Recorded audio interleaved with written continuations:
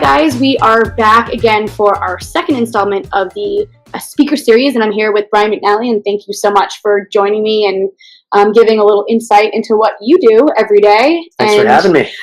So let's get a little background information about you and how you got started in this crazy business. Yeah, so I've been covering sports in the Washington, D.C. area for about 15 years now, maybe a little more. Yeah, time goes fast. Damn, time goes fast. But so I've been doing it for 15 years, done a lot of different stuff. Covered high school sports, starting out, coming out of the University of Maryland. I'm a DC native, so I grew up in the area and know kind of the sports landscape of the teams and the fan bases and all that stuff. And so probably has helped me over my career as I'm trying to cover teams in the area, and I've covered pretty much everything: the Nationals, Major League Baseball, the Capitals in the NHL, covered Wizards stuff. I was primarily Redskins for a couple of years. So I've kind of done a little bit of everything in the DC area. It's been fun. It wasn't maybe an expected career path, but it's something I've always wanted to do and have enjoyed doing. So how did you get into this, as we segue into your background, your major, and just how you came across sports? Like I said, there's a million different paths to get into the sports media industry or just the sports industry in general. I did not write for the school paper at Maryland. I did write for it in high school. That's kind of where I got my start. But at Maryland, I was, I went out on my own. I kind of freelanced for covering high school basketball games for weekly newspapers or, Catholic League games. That's essentially what I did for 4 years. And that kind of gave me the training, I guess, to when I came out of Maryland. I was an English major, an English literature major, and that's not going to get you a lot. That's English lit. It's good, and it teaches you how to tell stories, and that is what we do. Whether you're on the production side, as Pam is, or whether you're a writer like I am, writer-reporter, or whether you're Al Michaels calling the Super Bowl, we're all storytellers at heart, I think. And so that stuff helped me. It helped me kind of learn how to tell stories, how to frame stories. Any kind of reading you can do, I think, will help you in this industry. And so it's not a traditional path. You ideally write for the school paper and get internships at big newspapers or radio stations or TV stations and go that way. But I hope my career, at least to a certain extent, is a way to show people that there's no one way to do it. Maybe the common denominator, just work your butt off and network, and that should get you where you want to go, hopefully. So you've done pro sporting events, you've done the Super Bowl, you've done the NCAA tournament, you've done things all within the NFL itself, the draft, the combine, you've done the Stanley Cup playoffs, you've done MLB playoffs for the Washington Times, for the Examiner newspapers, you've done all these different things. Do you have a favorite? A favorite event? Yeah, there are a lot. I mean, I've gotten to cover. I've been very thankful to have covered a lot of cool things. One of the coolest things ever, this is back in the day, this is when I kind of first started covering pro sports, but Tiger Woods had his own tournament. The course well, Congressional Country Club here in suburban DC. It's hosted multiple U.S. Opens. And Tiger, for a long time, has had his own personal tournament every summer here in DC. Not every summer, but for the most part, he's been here for most of the past decade. One of the coolest things I ever did was Tiger kind of pre-scandal, let's say. First scandal or second scandal? Both scandals. Okay. It was kind of all scandals for Tiger, I think. But he was at the height of his game. I think he won the U.S. Open the next summer, that famous U.S. Open where he wins it on one knee, essentially. But I got kind of inside the ropes access. I don't know how I was chosen for it or whatever, but I was covering the tournament.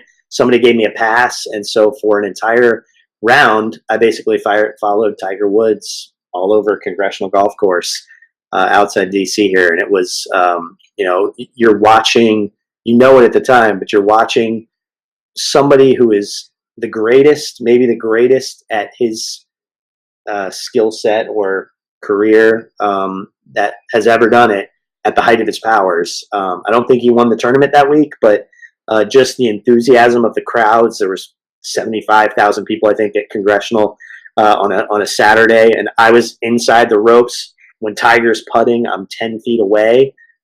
That's just cool. Those are cool events that that really kind of resonate and mean a lot. And when you get into this business, that's why you do it. You want to be part of those things, and you want to tell the story of those things. I've covered, like Pam said, Stanley Cup playoff games, Game 7s, NBA playoff games.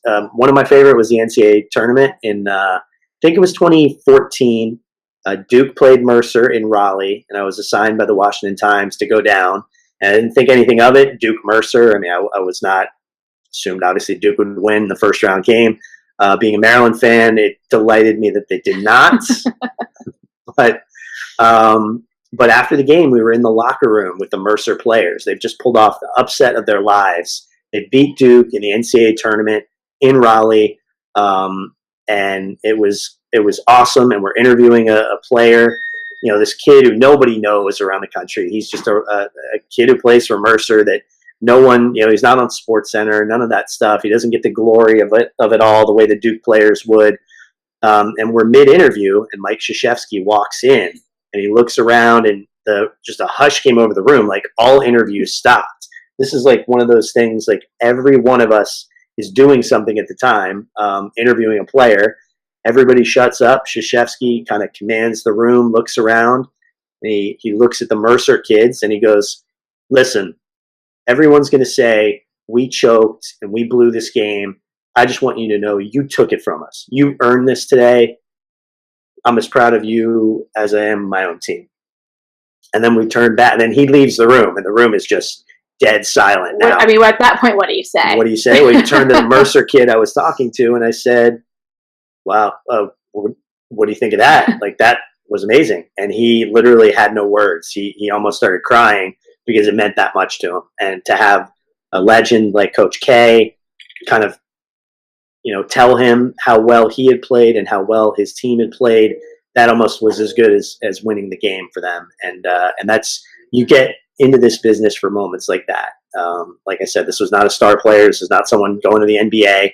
Didn't matter. It was a great moment, and something I was privileged to be one of maybe 10 or 12 reporters in the room who actually saw it happen. It was really cool, and that's why you do this stuff. And of course, you have your whole game story because it's pre-written to say that Duke is going to win, and then you have to go and hit the delete button a bunch of times, delete. Little red button, I go, man, that would have been a great game story. And then you have to transcribe all of the quotes quickly, and then you're on deadline, and again, you go back to timing being everything. Mm-hmm. So do you prefer writing more or reporting more? Because I feel like you have to do both, but in terms of preference. You have to do both. Ultimately, I like to write because the writing is what, if I'm going to be a storyteller, if I'm going to tell whatever, if it's a high school lacrosse player or if it's LeBron James, you're still telling a story. It's the basic fundamentals that readers want to know information and want to know about things. And so I like the writing better, but the writing only comes about if you do the reporting.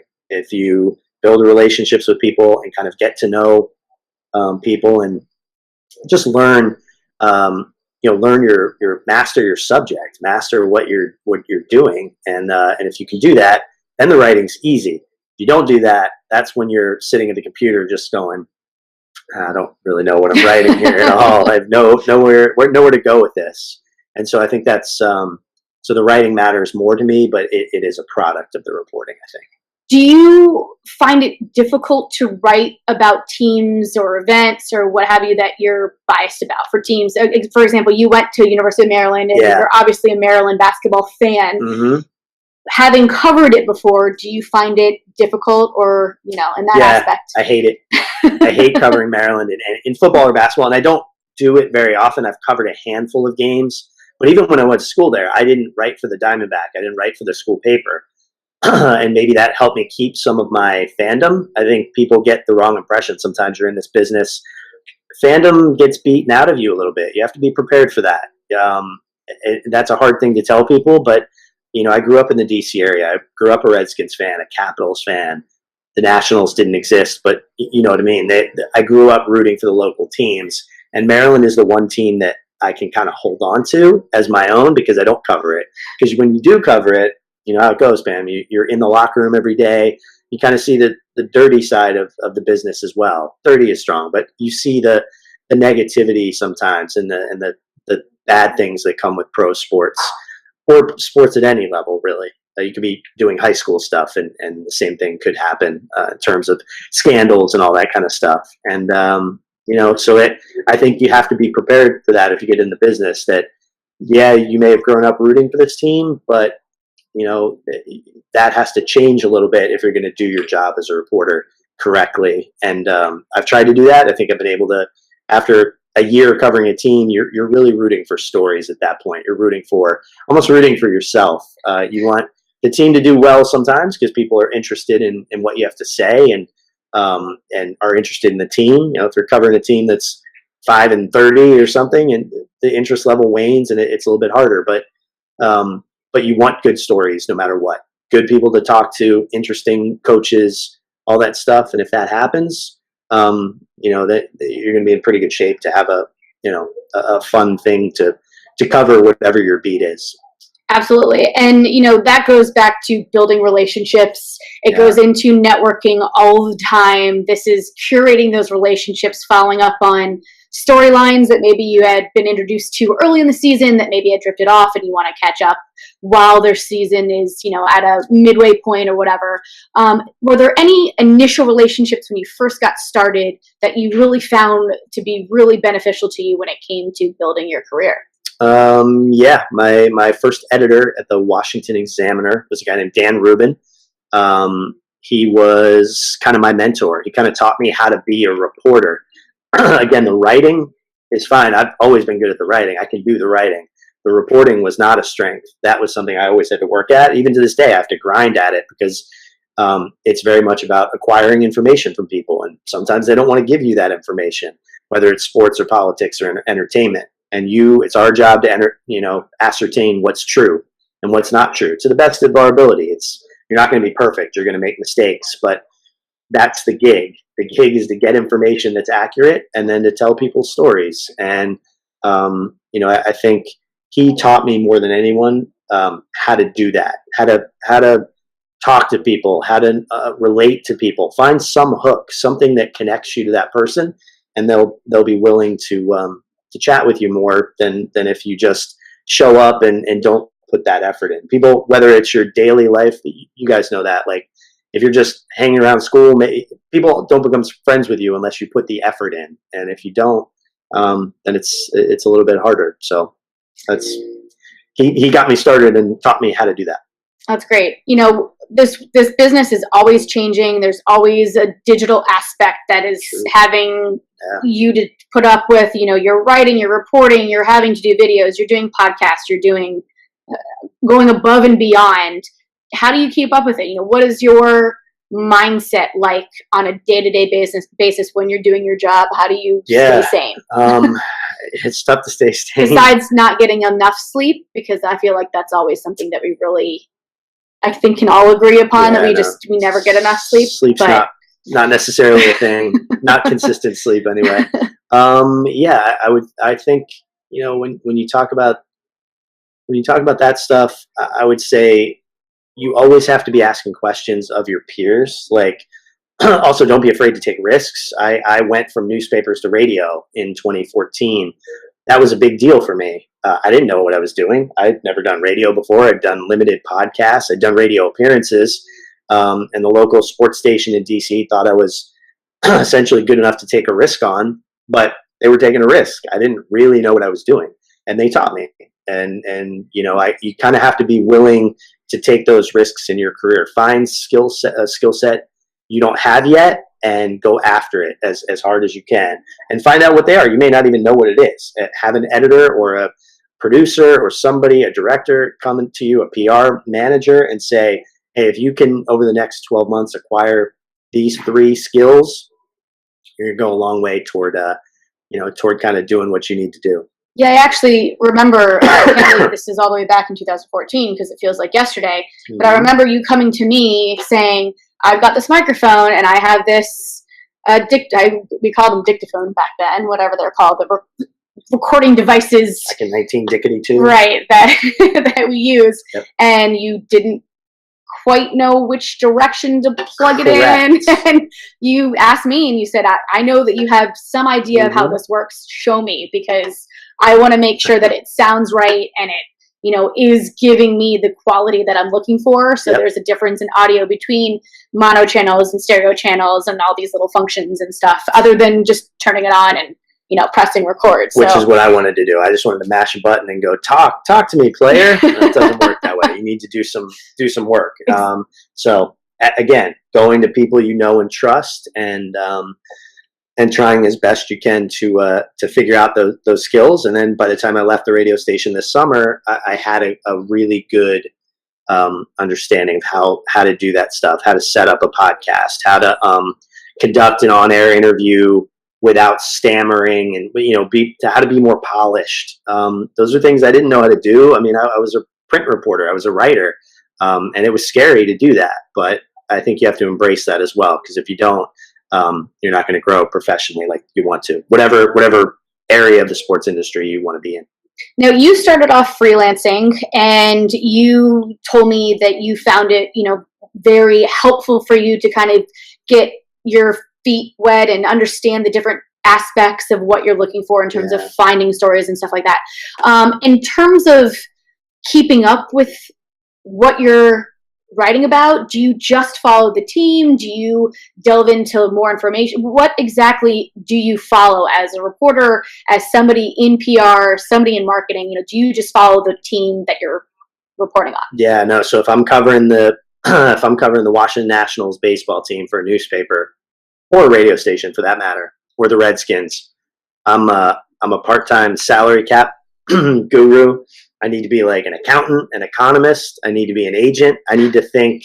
I think sports reporters, whatever part of the industry they are in, are the most versatile because of all reporters. Because you have to know economics. You have to know the collective bargaining agreement of your given sport down to a T, because that affects a lot of stuff that you write. Everything from suspensions and fines to whether the Players Association is going to go on strike or the owners are going to lock guys out. I mean, this is stuff you have to know. And that would go into any sport, really. I mean, if you're working if you want to work for NCAA men's basketball, you need to know that rule book backwards and forwards, because there's going to be speculation. And you're in PR, you're going to be the first person that's going to have to define it, because there's going to be guys like this asking questions. Guess who's calling you when there's a DUI, right? There's going to be one. Someone's going to get somebody's going to get in trouble. Someone's making bad decisions, all right? In pro sports, college sports, high school sports. And that ends up being news in a lot of cases. And if it is, then I'm going to be the one. I have to find that out. First of all, I have to have the sources and the ability to find out, hey, this guy, got a DUI last night, or something happened.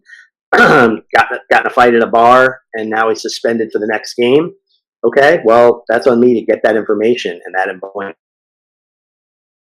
assistants, players.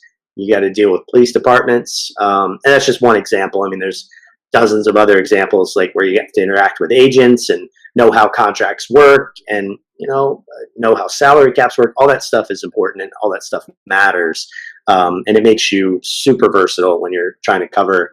You're not just covering the games; you're covering everything about the team. So, and I feel like that can go into what is really difficult about a job like that. Yeah. We have a good friend, Maddie Taylor, who has worked for many NFL teams on the public relations side, and I never saw him without two phones. One was his. Actually, I think it was three. One was his. One was a work phone, and then one was just a separate phone that had all the players' Twitter handles and their information and contact information, and I think their next of kin in case there was a problem, and basically all your local emergency numbers. You got to be ready for anything. Now that's he's on call, right? I mean, he's out to dinner with us as a friendly conversation, but if that phone rings, that's it. He is giving up and sacrificing quite a bit. And that's the other side. I'm on one side where I'm in a movie theater, and I'm that I'm that jackass with the phone. Like I can't put it on silent because I don't know what's going to happen. Covering the Redskins, I think at the combine last year in Indianapolis, they had 4 stories break after 10 p.m. Guess where I am at 10 p.m. I'm not sitting at a desk waiting for Jay Gruden to sign his contract, the GM to get essentially suspended. I'm not waiting on any of that at 10 p.m. But I better be ready because it could happen. And the same goes for PR. Someone like Matt Taylor, who is the Dolphins public relations guy, we're both very good friends with, has to do the same thing. Has to be ready for anything and at any time. And it's in some ways that job's even harder. You're monitoring an entire team. I'm waiting for news to happen. He's got to anticipate a whole host of issues as a PR person and get ahead of stories. And that's not easy to do. So it really is a business where you don't, if you get into it and think you're doing a 9 to 5 or just covering practice and games. I mean, I've written stories at 1, 2 a.m. and had to get them up quickly. And it's not easy, but that's part of the job. And there's always that you want to make sure that you're correct, not always first, because there's always that misconception that, if you're as an outlet or organization, if you get it wrong, the backlash is almost, threefold. So you want to make sure that the story is correct. That's why you often don't hear when you get official statements from universities or teams, they're making sure and checking it 3 or 4 times with their legal department, their PR department, their marketing.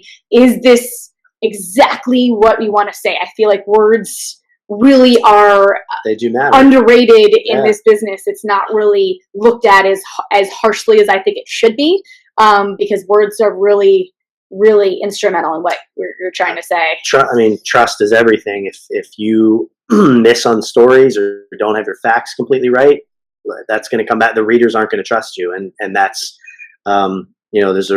there's a reason that Adam Schefter can put stuff out and people instantly retweet it. Also on 2 phones at all times. Always. I'm sure you've seen him at events. I've never physically shook his hand before because one hand was actually his phone. Yeah, so that's it. So you have to be ready for that stuff, and it can be stressful, but it's also part of the enjoyment. And yeah, exactly. It can be very rewarding. So obviously you've built a level of trust enough for NHL.com to say, we like what you write. We know that you have a strong fan base that trusts your voice and what you're saying. So how long did it take for you to get your job at the NHL? It obviously didn't happen right after school or within really 5 years of graduating. So tell me about your journey to NHL.com. So I always use the term lily pad to describe the sports industry, because let's be honest, if you think you're just going to cover Alabama football from here until, from 2020 to 2060, that's not going to happen. That's not how this works. Not anymore. You have to be ready and willing to expand and move on. And so I've kind of tried to do that. I've started out covering high school sports. Then we got bought by our paper at the time, got bought by a bigger paper, and they decided to cover pro sports. Suddenly I was the Nationals beat writer and the Capitals beat writer, and built up a following that way. And I went to the Washington Times for a year, and I went to the radio station for 3. You see what I mean about lily pad? You're always hopping around. And then my time with the station came to an end this summer. I built up enough relationships that NHL.com had an opening to cover the Capitals and the NHL when teams come to DC. And so I took them up on that, and that's been good. But you always have to be looking ahead to that next level, I guess, or that next gig that could come up. You may not be into it right now. You may be doing something you enjoy, but the nature of this business and the nature of the monetary aspects of media ownership and all that means you got to be ready to go at a moment's notice. And so I've always tried to do that, and been fortunate enough to always find a landing place, but always have one in mind, because this is not a government job or a lawyer or your own business. This is your future is up in the air a lot of times, and you have to be ready to kind of plot your next move. I would always recommend that to people who want to get into this, and go in eyes wide open, knowing it's what you have to do. Absolutely. And it's not necessarily meaning, leveling up or moving backwards. It can absolutely mean laterally, and sometimes, thinking outside of the box. Just watching the Super Bowl this past weekend, I'm looking at, a brand like Tide, who, when you think about it, really has nothing to do with sports outside of washing jerseys and uniforms. However, they have one of the biggest sports marketing departments for advertising than any other brand. And I am looking at them, and I think that they won their advertising game. I mean, that was just something that was a whole nother level that you wouldn't necessarily think of from a sports perspective or entertainment perspective. If you look at the brands that won during the Super Bowl, you've got Doritos and Mountain Dew and Tide and, Australia. You have avocados. What do avocados have anything to do with sports? I really want to go to Australia now. I really want to go to Australia right now. But you look at these brands that are a little bit on the unconventional side. You look at sports, cars in general, or brands like Visa, who are about to be overwhelmed with everything that has to do with the Olympics coverage. That's not a typical, organization that people think of when I want to work in sports. It's Visa. However, they get to go to Pyeongchang and do on-site activation, and that's just a different route. Besides just working for a team, there's so many different ways that you can get into it. And we know people who do the same thing. Coors, right? They're at every NHL, Stanley Cup Finals, Winter Classics, all that stuff. The NBA has dozens of companies similar. You don't have to. You can kind of pick and choose. If you're writing and reporting is your thing, great, do it. But know that you can always switch. You can always stay in the industry and navigate through it and find other landing places if it doesn't work out. And it's a tough industry, but I do feel like there are a lot of opportunities in a lot of different areas that people kind of overlook sometimes. Now, going from a production perspective, for me personally, there is a lot of similarities in how each of these sports work from a broadcast perspective. Because for us, there is a beginning, there's a middle, and there's an end. And there's usually a pre and post. And then we go on and segue to the next programming event or have more coverage because it's a larger event. Is working for the NHL similar to working for the MLB, the NFL? What are the differences? Let's start with the NFL. Yeah, as a reporter, you have to know the rhythm of your sport. I think that's maybe the most important thing. And NFL, if I'm covering an NFL beat, and this go again, TV, radio, whatever. If you want to break news and get information and be on top of things, I would send an email to your NFL sources about 3 a.m. I mean, maybe when you go to bed, because those guys are up at 3, 4, 5 a.m. They're making their phone calls. They're returning their texts. If you need to get in touch with people, that's the best time, early in the morning. Major League Baseball players? No. They are done work. I have left many Major League Baseball clubhouse at 2 a.m., and the players are just walking out with me. They get up at like 11. They're like teenagers. There's no practice in baseball. They have batting practice before a game, but that's like 2 or 3 hours before. So there are no practices to go to the way there are in the NFL. So the game day is completely different. If you want to get in touch with a baseball player, 11 a.m. is a pretty good time because they're just getting lunch and just kind of waiting, breakfast really, and just kind of trying to go through their day. NHL and NBA a little bit different because they have shoot-arounds and morning skates. The best time to get them is in the afternoon. They have a lot of free time. And so coaches and players and everything are kind of hanging out, and they might be in the mall at 2 o'clock if they practiced in the morning and they don't have a game for a day or two. They're just kind of hanging out and not really doing anything. And so you can get them then, and that's how you kind of have to work this. You have to know the rhythm, know when people are available, when you're going to be able to get people if you need them for a story. Obviously, use your PR staffs to kind of facilitate things, but that it doesn't always work out that way. So, I would say that's kind of, if you're comparing sports, that's one thing you always have to keep in mind when you're covering them. And now, again, that's professional. When you get into a lot of college, a lot of the times it's a lot different because you're going through more layers on the collegiate side, where you're dealing with donors and everything in between. And again, as student athletes, you have to be a little bit more sensitive to their schedules. You're you're not trying to figure out what works best for you, especially on the PR side. You're handling it because you're, taking guardianship of these student athletes, right? I mean, college is tough. You have to remember multiple things that, and I've never covered a college full time, so I'm speaking more from others' perspective and a little bit from my own. But if you're a college reporter, the access is more limited. The school and the coaching staff has more control over the players, probably. It's probably fair to say. And, getting cell phone number, the stuff you would do, the way you would network in a pro setting, where you might grab drinks with somebody, or you might, after hours try to build a relationship. Harder to do if you're in your late 20s, 30s, 40s, and you're trying to do that with a college kid. I'm not going to a frat party. I'm not going, you know what I mean? We're not in the same worlds in that way. And the access, like I said, is a little bit more limited. So that has its own challenges. How do you get to know somebody really well? You can't really just call them on their cell phone or text them and say, hey, and off the record stuff, just like, hey, what did you think of this? Or could you fill me in on some of this stuff? That's a lot harder to do at the college level. And so I respect the reporters who are really good at that level. It's impressive to me because it's a challenge for sure.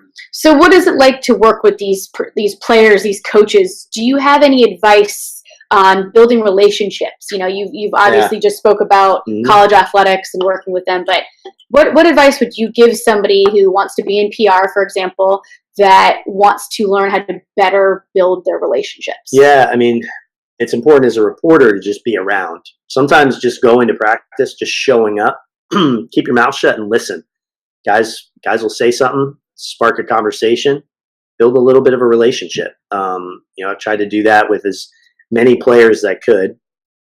It's not easy. It's hard. And you really have to be around to build their trust and know you're not going to report every little thing they do. But when stories matter and you need to get in touch with people, you have to have those relationships to fall back on and a level of mutual trust. If you don't have that, it's pretty tough to do the job correctly. So as much as you can, you network. It's the same way in any business. If you're working behind the scenes with players, you'll have access to them that reporters don't have. And you'll have an ability to talk to them and know what makes them tick, know what, what kind of people they are. And same thing goes for us as reporters. You're trying to do that as much as you can. At big events, the Combine, the Super Bowl, you can interact with players in a way as a reporter that that you may not be able to in a lot of circumstances. You could find yourself having drinks at a bar with guys, and you got to be careful in those situations. You can't, the job isn't to go party with players. Trust me, you don't want to do that. But you certainly can build relationships in less tense atmospheres. I'm not at a press conference grilling you on why your third down pass sailed into the stands like that. It's not contentious that way. And when you put yourself in positions, charity events is another good way to do this. When you put yourself in a position to talk to players as people, and this goes for coaches, scouts, execs, GM, everything. And PR people too. PR people too, absolutely. Right. Like a ton of good relationships, from my perspective, have come from just from chatting with PR people I didn't even know at big events like the NFL Combine or the Senior Bowl or the Super Bowl or the Stanley Cup playoffs, or even just regular season games where you maybe need something from the visiting PR guy, and that starts a relationship that 2 or 3 years down the road will really help both of you. And so I think that's kind of a big aspect of building your network and building trust with the players so you can do your job correctly. Now, what about staying in touch with players or former players, former coaches, and using them as sources for other teams? Obviously the Redskins just had a big trade. Again, this happened in the middle of the State of the Union address where everyone was planning on just watching something on a Tuesday night. Yeah, no one in D.C. was paying a damn bit of attention to anything else except the State of the Union. And players included. I think it caught everybody by surprise, and it was including Kirk Cousins, who was just biding his time, and he had a contractual relationship with Verizon in Minneapolis for the Super Bowl, so he was there for something completely different. nothing to do with the Redskins, and he had no idea. Then the next day, he's got to answer questions about the Redskins trading for another quarterback. So, I mean, that goes back to PR and how you handle those situations. Kirk handled it beautifully. He was as good as anyone I've ever met at preparing for dealing with reporters. He would know. There's a famous story. This is totally true. I can totally vouch for this. Early in his career, he would put little mug shots, little headshots of the reporters that we get on our credentials. He put them in his locker, and he learned everybody's name. I know Peyton Manning did this, right? I know Drew Brees does it. Kirk learned from those guys that if you know a reporter's name, if you build as a player, if you build a relationship with the reporter, the whole relationship is less contentious, right? You're able to. It doesn't mean the reporter is going to go easy on you if something bad happens or newsworthy happens, but it does mean that you may get the benefit of the doubt sometimes. You may get a level of trust, as I said, that isn't there if you just treat people like you don't care. Like, who's this guy talking to me? I don't know. He's only covered the team for 15 years. You need to know those people, and some players are a little more shady about it. They may be that way with just the guy at ESPN or just the guy at the Washington Post. Other players like Kirk Cousins, anyone. He knew every single person on that beat. It would address you by name if you asked a question. Those are little things, but they build a level of kind of mutual respect. Like, as reporters, you have to give that to the players and the coaches and know they have a job to do, and they're not always trying to stonewall you, but players need to know that goes for us too. And he was a master at that, and that's something that to me is important. And that goes right into working with PR departments as well, is that you need to have that level of rapport with these reporters, because if there is breaking news, they're going to want to really have an understanding and get a better insight as to what the story actually is, rather than just reporting on what they think they know. So they'll want to talk to the people in PR and say, hey, we've discussed this in length. My style of writing, what I'm looking for. Give me something, because from the PR perspective, they're not going to say a player is definitely doing what you think he's doing. They're not going to give you. They're not handing you the information that. Nor should they. Nor should they. Right. Exactly. It's not their job to do that. But there are ways for them to expand the brand, and the player's image, and that's knowing the strengths of the reporters on your beat, right? I mean, like, if you go, hey, there's 7 guys that cover the team. That guy writes an amazing feature. I know he can interview people and get things out of people. I want him to try to do a story on our inside linebacker, who is doing a charity, does charity things back home, but doesn't really want anyone to know about it. But I think people should. That a good PR guy knows that and knows which reporter he should go to and say, hey, I got a story for you. Are you interested? And pitch it and say, I think your strengths, your skill set could be really good in that situation. And know who wouldn't be good. Know what reporter isn't as good a writer and maybe shouldn't be doing that story. Or maybe they have a contentious relationship with the reporter. For whatever reason, it happens sometimes. And you don't want those two, you don't want that story to go to that reporter.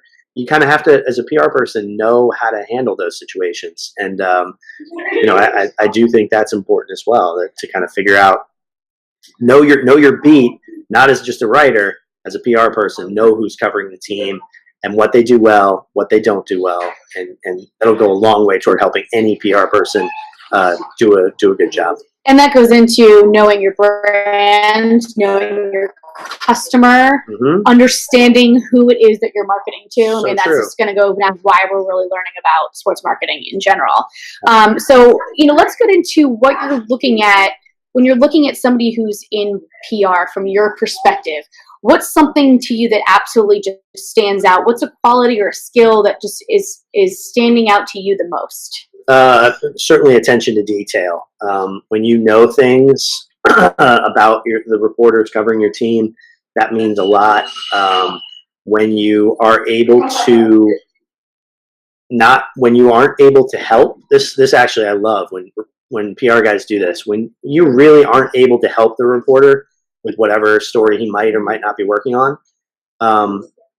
to be able to tell them in a way that's truthful and explain exactly the position you're in. Like, look, I'm not going to be able to get you the access you need. Here's why. Be upfront. Just tell the reporter why. And then it's on us to go find another way to do it, right? Another way to do that story in particular. You don't have to, as a PR guy, feed the reporter everything. Sometimes there are times you need to or want to. Sometimes, there's a national writer comes in and you want to have him in with your head coach because your head coach is a Sean McVay level genius, right? And you want to show that off. You want people to know that. So you bring in a guy who's going to get him good attention, and that's part of being a good PR person as well. But yeah, it's that I appreciate that. I appreciate obviously people who hustle and people who get back to you and are cordial and all that stuff. But it really does mean a lot when they are detail oriented and know to be upfront when they can't help you and go out of their way to help you when they can.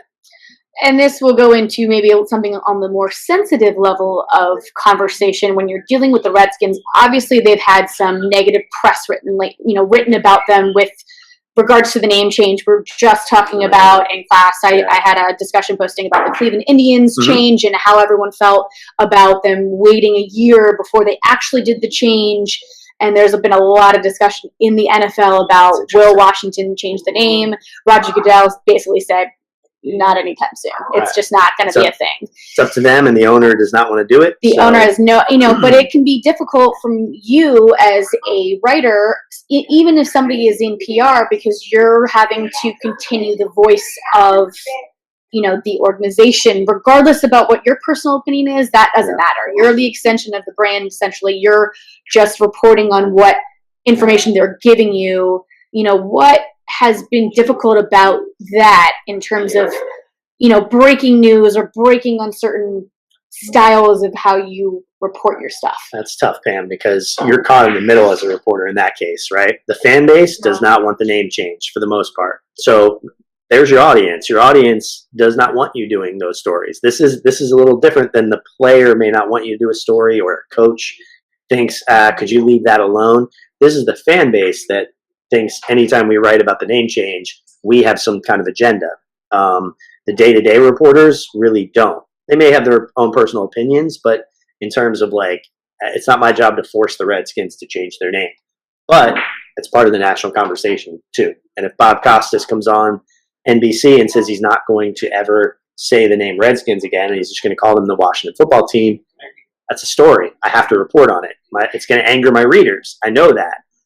How do I balance it? That's a really tough job. That's maybe the toughest thing you have to do. You deal individually with players and coaches and execs on stories that are uncomfortable. That'll happen. But when it gets into that realm where you're literally kind of antagonizing your readership, but it's a story and you can't back down. You can't.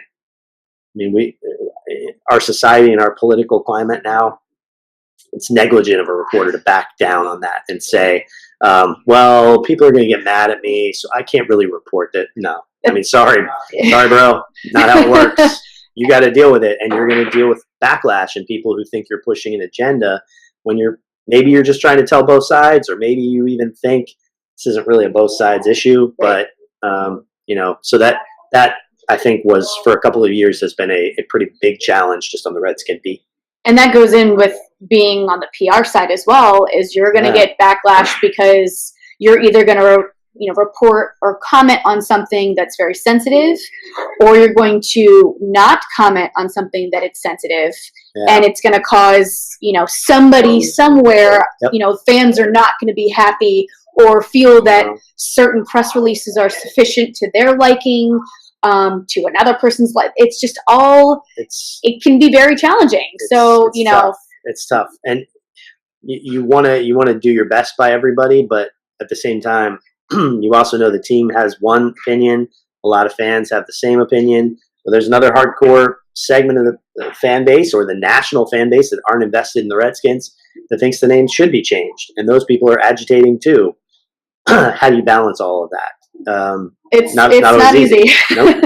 But that is, let's get into your biggest challenge working in professional sports. I know that you're dealing a lot with potential losing teams or teams, especially in DC. The constant conversation here is always, well, your teams are not winning championships. Well, you fizzle out a little bit, in the playoffs and just aren't winning. What's happening? Is it the coach? Is it the players? What is the disconnect? Drama. There's a lot of drama. But even dealing with the Redskins, dealing with the name wasn't the biggest challenge that you had to deal with in writing. No, even last year. So the NFL Combine is every last week of February, first week in March. I can't believe it's coming up. It's coming up. It's coming up soon. The NFL never ends, never stops. There is no off season. There really, in case you didn't know. There really isn't. I feel bad for Patriots and Eagles reporters now who almost have to immediately go into off season mode. It's part of it, right? It's a 24-hour or a 365-day a year, pretty much, other than a couple of weeks thing. Baseball reporters struggle with it too. Mm-hmm. So for me, one of the biggest challenges was last year. The Redskins GM at the time, Scott McLuhan, was essentially sent home from the team. Essentially fired, but put on leave, I guess is a better way to put it. He wasn't with the team in Indianapolis at the Combine. That's the biggest day of the year for every NFL general manager. You're getting ready for the draft. You need to be out there for meetings. And our radio station got a tip that he wasn't there. He wasn't on the team flight. And so I had to spend basically my first day in Indianapolis. I guarantee you, Pam, I walked 6 miles in the Indy Convention Center looking for Scott McLuhan. Like, I played Where's Waldo with him. Is he here? I would talk to Redskins people. They would deflect. They would say, I wasn't really, they wouldn't give me an answer. They wouldn't say, he's on his way. Or, yeah, he's on his way. Or they'd be vague. And I know they're lying, but I'm not going to kill them for it because they really can't say anything. So I have to find the story my own way. So I just started following Redskin personnel. Like, I would see scouts with a Redskin polo, and I would be like, well, it's a scout. I don't know who that is, but I know he's going somewhere. And I would just follow them through the convention center like I was James Bond or something stupid. If you have a stalker in PR, it's probably not a stalker. It's probably a reporter. It's probably just a reporter. You guys should really pay attention to who's following you. The Starbucks in the Indy Convention Center is a solid place to watch scouts come and go. And I followed them, and I followed them to the player meetings. They do meetings every night. Every team does. The entire group of front office people will interview top college prospects coming for the upcoming NFL draft. And I went, and I waited by the door, and I saw a bunch of people I knew who were not Redskins front office people. And then I saw the Redskins people come in, and their GM was not one of them. So then I started texting him for the next couple of hours and trying to get him to talk and say where he was. He claimed his grandmother had died. Accurate. She was 100 and had died 3 weeks earlier. Little Google search told me that. So you can never really trust anybody, right? And in that respect, that was a challenge because you're dealing with, and Scott McLuhan, if you know anything about the story, has long dealt with substance abuse issues. And the Redskins really kind of slandered him and threw him under the bus on that stuff. That was really the reason he was let go. And I think it's still in the courts or in arbitration right now, but that was a hard thing. You're dealing with a guy who may have an issue. Nobody will tell you anything. You got to find out all the information on your own. It has to be right. You cannot mess that story up. If I say something like Scott McLuhan isn't here and it turns out he just wasn't at the meeting, my credibility right down the toilet. Can't happen. So you have to be super cautious and careful about that. And I tried to be, and we did a good job on the story, and our information eventually proved totally correct. And, McLuhan was fired, I think, 10 days later, maybe 7 days later. Those kind of things you can't really prepare for as a reporter. You just have to go do them. And that was not easy. It was not easy to call a guy out. He told me a lie, essentially, and I had to disprove it. And now it's in print. Not really a great feeling. You get a scoop as a reporter like that, and you feel great about it, kind of. But then you also go, it's still a human being, right? Still someone you're dealing with. So those are hard things. And having said that, as hard as that was, it's nowhere near as hard as being a news reporter and being at the scene of an accident or going to talk to a family who has had a loved one killed. this is sports still. It's not. It's a big deal and it's life, but it's not that. And so you always have to balance those things, keep them in perspective. And that goes into any industry where that kind of thing is promoted in a way as a form of entertainment. So you've got the entertainment business, there's movies, television, there's a lot of substance abuse. There goes into music. If you're working, for example, you're working for a label, you're having to deal with things that are real life, examples. And again, this is completely taken out of the law and medical realm, but you're still having to figure out and be really sensitive when it comes to those topics, because when you're dealing with things like, substance abuse, or you're talking about race, you're talking about gender, you're talking about all the, women getting paid the amount that they should, or, something that was just in the news recently, two things actually that come to mind. One from the PepsiCo company for Lady Doritos. They think that they may have a product for women because they feel that they should be able to crunch less and get it less messy. I didn't know that was a thing. I've easily eaten a bag or two I know you have. Of party-sized Doritos in my lifetime. But that's an issue that you're going to have to face some public backlash with. You always are needing, your first point and then your backup plan in case something goes wrong. Because in PR, in production, in, any realm within sports, entertainment, music, there's going to be something where somebody doesn't agree with it. Always. So you always need a plan, C, D, E, F, This Is Us is another great example from entertainment side. Ooh. They had no idea, and I don't watch the show, but I know enough of it from the promotions that they had and the episode that was premiering after the Super Bowl. Seemed pretty sad. It was not a good situation because the house caught on fire from the crock pot that was given to them. And I believe it was a really old crock pot that didn't really work very well. And that sparked something, and it caught on fire, and it got so much backlash that actually the crockpot company had to release a statement being like, because people were saying, I'm going to throw out my crockpot. I don't want to use it. And, you have a brand within you're hitting home here. I do my Southwest crockpot chicken. It's great. Like once a week. But you just leave that thing on and go away. Sure. As they say, set it and forget it. But, that comes to be a really big backlash when you have 1.2 million viewers watch something. So they have to be ready. And they ended up creating, interestingly enough, there was never a Twitter account before where they could actually connect with fans for that brand, because it's a little bit of an older brand. I don't know very many 19 or 20-year-olds that just happen to have a crock pot, No, not many. It's more for our generation, but so they just didn't feel the need to have a social media presence. Yeah. And they ended up creating one to kind of lessen the blow and saying, no, it's really okay. Like, obviously this is entertainment, but they had to come back. The television show had to come out with a joint statement with this brand to kind of say, hey, yes, this happened.